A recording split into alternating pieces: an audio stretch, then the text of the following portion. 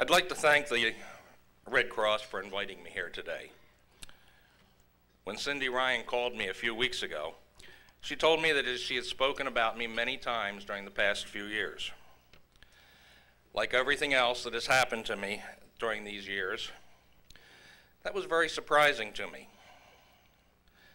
Maybe that shouldn't have surprised me, because I have told many people about her and Chris Parker and their fellow Red Cross volunteers during that same time period. I am sure that just like me, you've all heard many news stories over the years that have mentioned that the Red Cross was already on the scene helping the victims. And if you're like me, you didn't pay much attention to what they were doing. We have all heard about them so often that we tend to take for granted the fact that they will be there to help. But once you have met people like Cindy and Chris, you can no longer take those words for granted.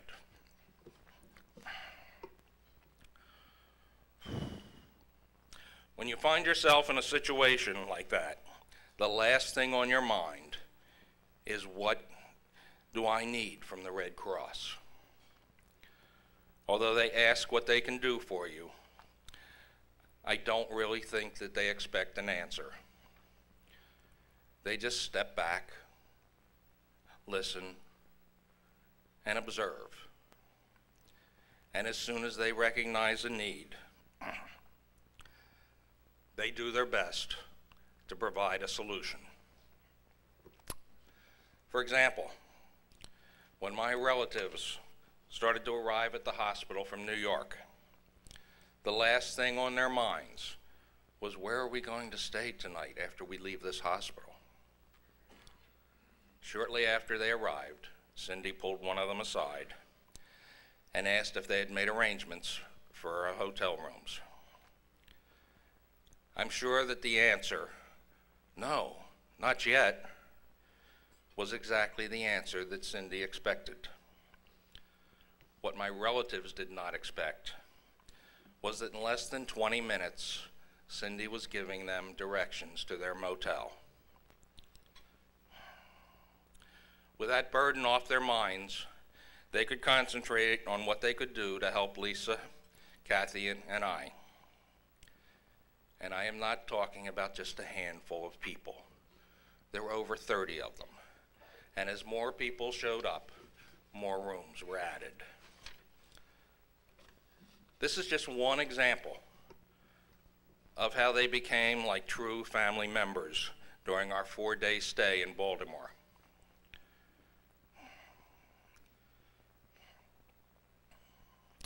It started when they came into the emergency room shortly after I arrived there, and Cindy and Chris introduced themselves to me.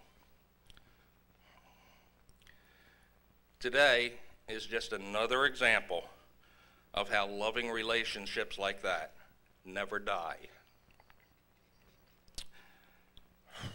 They live on forever, and hopefully today we're all going to help ensure that the Red Cross will also continue to live on forever. They helped me through the first 4 days of my new life. After that, many more strange yet wonderful things began to happen in my life. And I began to tell people all the stories about what was happening. Everyone kept telling me, you have to write these stories down so you don't forget them. So I did. And it became a book. I did not intend for them to become a book.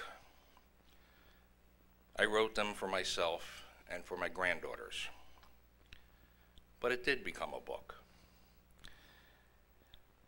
It's in 5 local bookstores near my hometown of Vineland, New Jersey.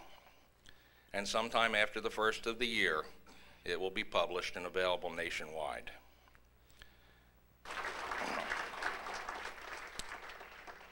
Admiral Halsey once said, There are no great men, only great challenges that ordinary men are forced by circumstances to meet. I hope that each of you here today will help the ordinary men and women of the American Red Cross to become the great men and women in the lives of those they have yet to touch. Thank you all for coming today.